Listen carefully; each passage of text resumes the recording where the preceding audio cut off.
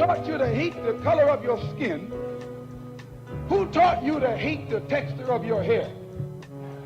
Who taught you to hate the shape of your nose and the shape of your lips? Who taught you to hate yourself from the top of your head to the soles of your feet?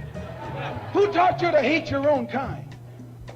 Who taught you to hate the race that you belong to?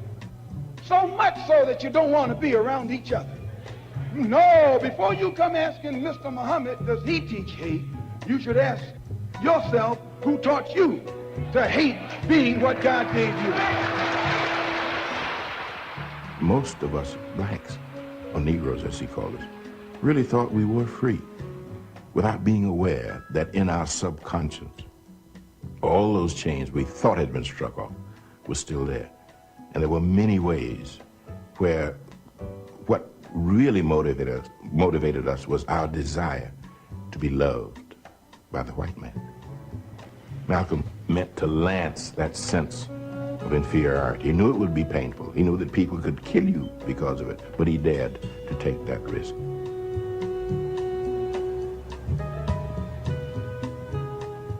He was saying something over and above that of any other leader of that day, while the other leaders were begging for entry into the house of their oppressor. He was telling you to build your own house. Hooty-hoo! Hooty-hoo! We back at it. We back at it. It's Thursday night. The NBA championship is over with. No more basketball for about 4 months. But we got other things to concentrate on anyway.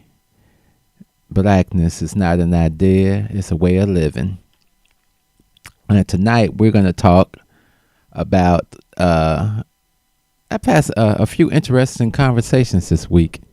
Oh, let me show off my Juneteenth shirt first, because it's not the celebration shirt.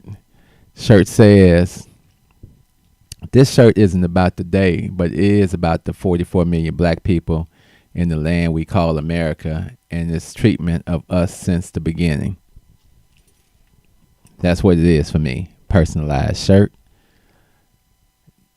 You know, because we find a way to celebrate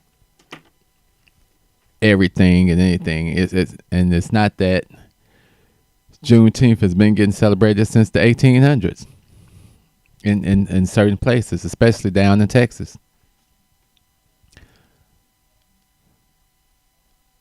I want to talk about this conversation I had, Black Lives Matter and Civil Rights Movement, because I was talking to a young person and he told me that the Black Lives Matter movement has made a bigger difference in black American lives than the Civil Rights Movement. And his reasoning was because it was worldwide. Because, of course, the internet didn't exist. And he said that we have made all these coalitions with all these other people around the world. And I said, so explain to me, if these are coalitions, that why everybody that comes here decides to fuck you over. Still won't let you build businesses in their neighborhoods, but they'll build businesses in your neighborhood. If they're your boss, they will oppress you more than the other people have oppressed us. They are still benefiting with immigration and things when the Haitians are sent back or kicked out of the country. Immigrants from other countries are embraced and given money. What coalition are you talking about? These people don't give a damn about us. Michael Jackson said it best. They don't really care about us. There were some agendas that maybe benefited from it, like the LGBTQ. And we're not saying nothing bad about the LGBTQ too. It's just the fact that the young ladies that started the movement are members of the LGBTQ2 T, Z, whatever it is these days. Now, the Black Lives Matter movement for me is a reactionary group that was reacting to the murders of Trayvon Martin and Mike Brown and others, Tamir Rice, and the injustice that happened in a lot of these cases. The civil rights movement was fighting for citizenship, for protection under the law, for all black citizens to be equal in some sense, to fight for us to be able to attend schools, to fight for us not to be lynched when going to the polls, to fight just to sit in at a lunch counter. So it wasn't reactionary to situations that were happening. It was thought and planned out action to how black people were going to survive in this country. So two different movements, but not taking nothing away from the Black Lives Matter movement. I think where it tanked at, and where me and the young man were talking, it gave you a good feel moment. And there were people, and during this pandemic, people wanted to get out and be a part of something. And I think the new generation is more kumbaya now. And because they've been educated alongside a lot of these people, they see the world in a different view, of a more fair view. They don't see that we didn't get our piece of the pie. That's not a discussion that they have anymore. They discuss, well, it's all even now. And it's never even. It's not even until we eat. If everybody else gets to eat, why can't we eat? We can't say it's even now, and we haven't ate. Where are all these people at now? Where are all these people that were all in the streets protesting? Oh, they had to go back to work. Had to quiet all that down. Had to go back to the drawing boards. I think the LGBTQ got a lot out of it. I think the what they call it, queer and trans affirming people, critical race theory came out of it. A push to teach critical race theory, which we're still fighting. So there were no laws that really came out of the Black Lives Matter that changed our life. Now, he was telling me, they've stopped killing you on TV. Okay, but they still killing you. Well, they got to be more careful now. That's what they've been doing. What is different? What has changed for you in America because of the Black Lives Matter? Nothing. You got to go out, be in the streets, get some people to show you fake love. How's that song go by Drake? I got fake people showing fake love to me. All up in my face. So for a lot of people, you got to realize it was just a good feel moment for them. It was good to come and support my boy Malik or my girl LaShonda. It was good for me to, put my stamp out there where I can say, I was part of that movement. I love black people. I support you in your movement. Great feelings. Great feelings. But just like everything else, and if we haven't learned yet, everybody gets to go home and play with their toys except us. We get to keep struggling. They get to return to life as normal. I was talking to another brother, and he was really saying how he loved America. I said, well, I mean, that's up to you. And he wanted me to make some shirts with the American flag. And I said, nope, not going to do it. I said, do you see any American flags in this shop? Period. No, you don't see anything, because we don't focus on that. We focus on the unity of black people, not under the American flag, but under the understanding that we are separated from the continent. And when I say the continent, everybody knows exactly what I'm talking about. It's Africa and the 54 countries within Africa and our division. I was actually having a same conversation with that young brother today, and we were talking about, I followed this one young lady on YouTube called Nagira, and she brings up a lot of good points when it comes to African Americans, so-called African Americans, blacks or Africans, and coming to Africa. And she said a lot of stuff that I usually say.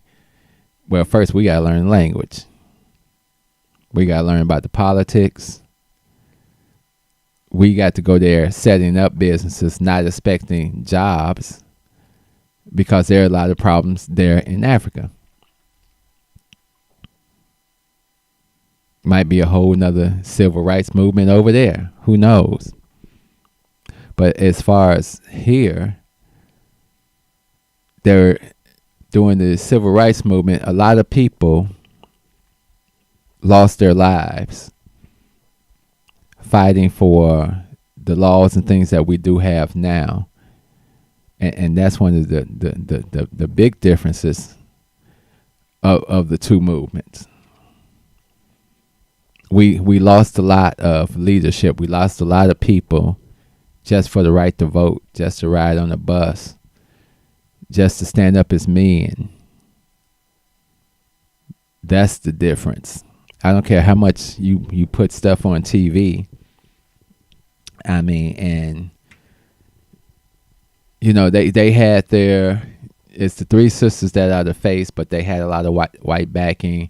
I think they accumulated over 7 years. They accumulated like $100 million for the Black Lives Matter movement, and then they ran into a lot of legal trouble for mismanagement of the funds and things of that nature. And they're still in some forms of litigation over those things, and you don't hear a lot about it because a lot of people just don't support it anymore. A lot of black people just don't support it. I don't want to blame that on the white aspect of it.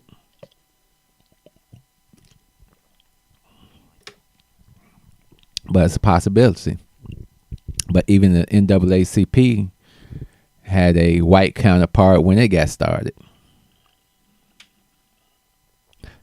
What things do you see out now about the Black Lives Matter movement that engage you, that are changing the minds of youth at this present time?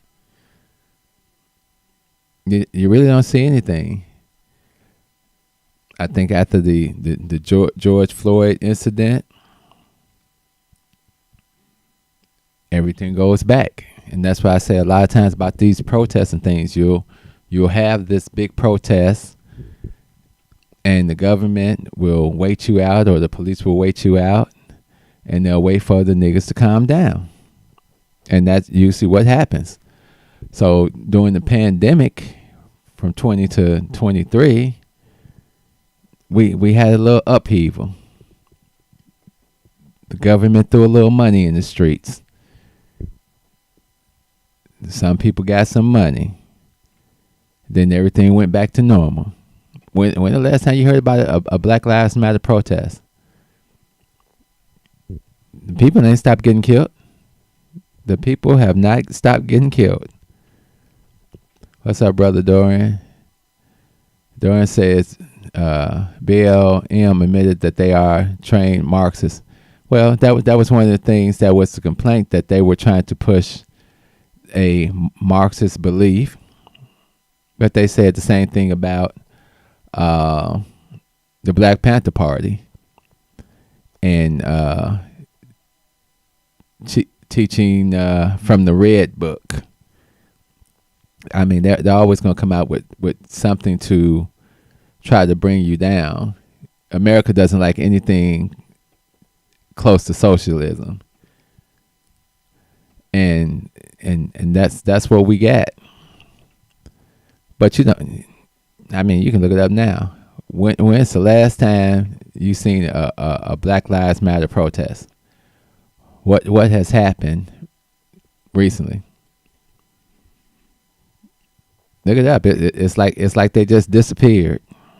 Like boom, they were here, and now they're gone. It's nothing to protest no more. The civil rights movement still continues. I count the civil rights as from 1955 to 1975.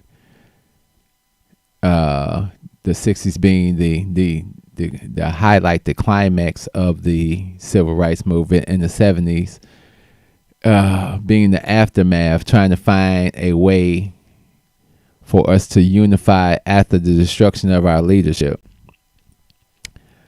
Talking to the brothers today, and sometimes I'm just talking to people, and we're throwing ideas and conversations around, and we came to talk about Malcolm X, Elijah Muhammad, and Dr. King. And I told him, I said, that's one of the biggest mistakes that happened in the history of black people, where we had three prominent leaders that couldn't work it out and find a way to make it work for black people, because that's what it was. Even if they were fighting to get to the same place in different ways, we can never make that mistake again, where we're fighting our brothers and sisters and destroying each other because they don't see it our way. So Malcolm was taught by Elijah Muhammad, became the national speaker. Farrakhan was his little protege. Malcolm found out some things about the leadership. This often happens in organizations. You may find out something about the leadership, and now either you can walk away and separate yourself from that organization, or you can walk away and speak out against that organization, which is basically what Malcolm did. And he understood that that type of situation could cause your death. But why should it? Why should it? If I'm moral and you're immoral, why should I be punished? Why weren't we thinking about what's best for black people in general? Elijah Muhammad sat down with Dr. King. There's an interview you can find it online. And they sat and they talked for, I think, a couple of hours. And Elijah Muhammad said afterward that Dr. King was very intelligent, but that he was lost, like so many other Negroes in this country, believing that America would ever do something fair for them. Dorian says we could outrage about white and black injustice, but more outrage with black on black. We should say we want to build futures, not funerals. Exactly. But this is our issue. Like I told the brother, I said, we are the only separated people on the planet. If everybody else gets to hold on to their originality and be a part of their originality, he was like, well, why did they come here? I said, they come here for an opportunity that me and you will never get. That's why they come here. They come here actually believing that the American dream can happen for them. And they're willing to do whatever it takes because a lot of times they're coming from a different type of poverty. And America has the money. So you can make the money here. A lot of them will return back home to Africa because they're only here for the money. We're born here and we're sitting around claiming to be Americans, and we never get anything from America except what they want to give us when they want to give it to it, when they feel like, give the little niggas a little something, make them happy just for now. You know they're going to act up for a minute. But we can't give them no reparations because these Negroes might get smart. They may team up. They may go, even if a million of them left together and hooked up with 1 million Africans and brought the resources and created jobs in a whole village or whatever they wanted to do, a state, that this would catch on, and then all of a sudden all our Negroes would leave. Now we ain't got no more sports to watch. We ain't got no more political figures to play no mind games on. We ain't gonna like this country because them niggas was entertaining. They entertained us through slavery, through Jim Crow, through the Civil Rights Movement, through the 70s. Then they entertained us doing Black Lives Matter. We can't let our niggas go. So we won't give them reparations. Or we'll start putting this stupid number in their minds. Like the brother told me today, well, I think everybody should get about $250,000. I said, that's nothing. That is nothing compared to what happened to us in this country. I said, now we agreed free education is a must. Free education, money for training and creating businesses. Though we agreed upon that. Maybe we agreed upon it a little differently. I said, I don't think you're going to get any money until you can complete these programs. Only people that get money will be the people 63 and older who have already completed their work cycles and all this other stuff. If you're on drugs, you will not get any money. You are right now showing us that you are irresponsible in life, and it's no need to sugarcoat it. That's the way I feel. That's the way it should be. Special provisions for those that may have a mental illness or physical things that stop them from completing programs to get the money. So we all had this general idea. Now, and I posed to him, I said, what do you think people would say? And we talked about this a few weeks ago. If the government came and said, look, I'm going to give you 1.2 million. You got to leave this country. You got to go back to Africa. Really? 1.2? Okay, sounds good. Sounds good. Because you can take that money to Africa, and I like the young lady, Nigeria, and take that money and parlay it into something significant. Now, imagine if 1 million of us went with 1.2 million each.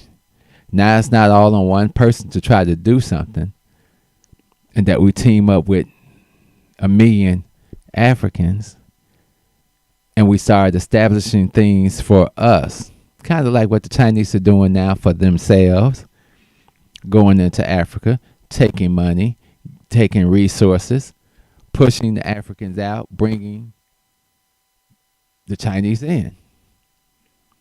And the world is sitting around, the same world that you say is embracing us with the Black Lives Matter. It's the same one that's got their head turned, acting like they don't see the Chinese people and what they're doing in Africa. Or they don't see the European people and what they're doing in Africa. Well, y'all niggas just gonna sit around. Y'all ain't gonna come and do nothing.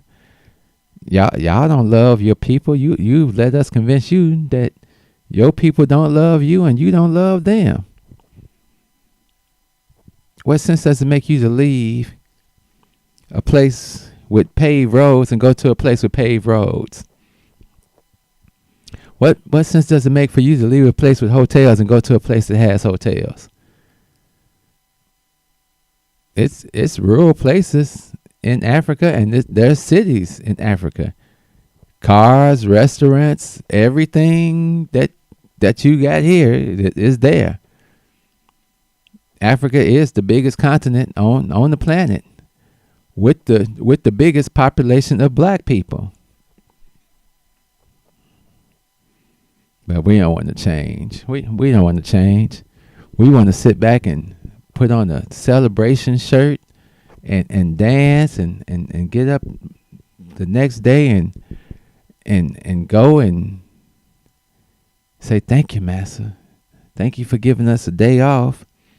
I really appreciate it. Oh, oil your whip, Master? Oh yeah. Let's do that. Let's keep coming back for the punishment. They don't even got to hold the slaves no more. The chains no more. We hold the chains ourselves. We hold them all on our wrists and on our legs, and we shackle ourselves to a flag that has done nothing but abuse us. Let's read the shirt one more time. This shirt isn't about the day, but it is about the 44 million black people in this land we call America and the treatment of us since the beginning. That's what it's about. Dorian says we are not dark-skinned white people. What you think about he asks, what do you think about the role of the church? I think that it teaches us about dependency. Well, the church only has one role, and that's salvation and a relationship with Jesus Christ. Everything else in the church is a secondary thing. I talked to a brother and I said, sometimes my militancy gets in the way of my Christianity, and that becomes a conflict. And I tell people, you have to pray for me, because it is called for in Christianity to not focus on these things of the world, but focus on the mission of God and what He would have you to do. And that's a conflict for all of us. So it does have a dependent structure to it that says for us to lean on God and God's word only, and not to be out here with your militant thoughts and feeling this persecution and doing all these other things. That's the dilemma.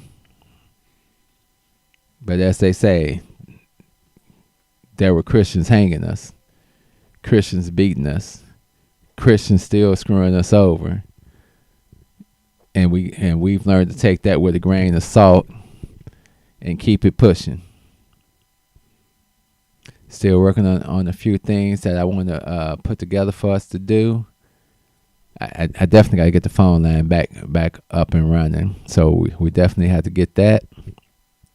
And like I said, basketball season over with, so I'm going to have more time to sit back and think about it.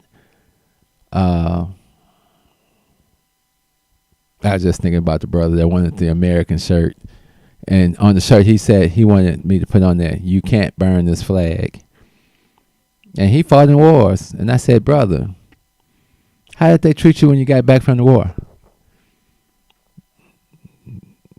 That's because my granddad said, they treated you like shit before the war, during the war, and after the war. And he says, you know what? That's right. But still gave me an opportunity to have something in America. To have something. Not what you deserve, but to have something. That's the problem. We're waiting on them to dish out what they feel we deserve instead of getting what we actually deserve.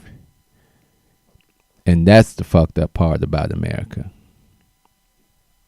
Love, peace, soul.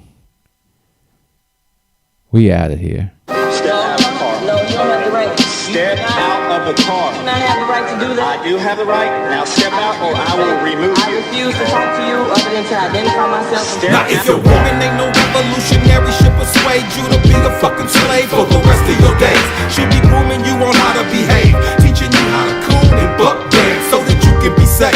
If that brother ain't no rider, soldier, no provider, molder of young minds, check it out, you got yourself a bitch. Think about the time that you invested in him. If he's wearing them skinny jeans, you a lesbian. For every 100 black women who ain't locked up, it's only 83 black men remain. Take away 1.5 million black men who might have benefited they women and their children. You don't know a war when it's waged against you, when it makes you drive your baby mama to the clinic just to kill your own. Ain't no legacy to leave behind, cause ain't nobody sitting on your throne. You motherfuckers are asleep in a war zone, living a nightmare, dying in your own home. If you don't stop, you gon' lose what you got left. I'd rather die trying to fight for my last breath. Freedom or death, you asleep in a war zone, living a nightmare, dying in your own home. If you don't fight, you gon' lose what you got left. I'd rather die trying to fight for my last breath. Freedom or death, nigga. Sandra Bland was a rider. She wouldn't have committed suicide, and you a motherfucking liar. It would not be wise to stop when you hear sirens and you see the police behind you, but you don't wanna die. They gon' shoot you if you run. They gon' say that you was going for the police gun. That's why they shot you like 120 times, but you was still coming, so they put another bullet in your lung. Them devils got you praying while they murder, because they know you on that bullshit. They steady with them bull clips and body armor. They kill your women in the street, cause they figure you too weak to do anything about it. You some shit, getting fucked in your sleep. They poison you every time you brush your teeth. You don't care, you behave like a slave. A bitch from the cradle to the grave, on your knees with your hands out, begging cause you want to. You motherfuckers are asleep in a war zone, living a nightmare, dying in your own home. If you don't stop, you gon' lose what you got left. I'd rather die trying to fight for my last breath. Freedom or death, you asleep in a war zone, living a nightmare, dying in your own home. If you don't fight, you gon' lose what you got left. I'd rather die trying to fight for my last breath. Freedom or death, nigga.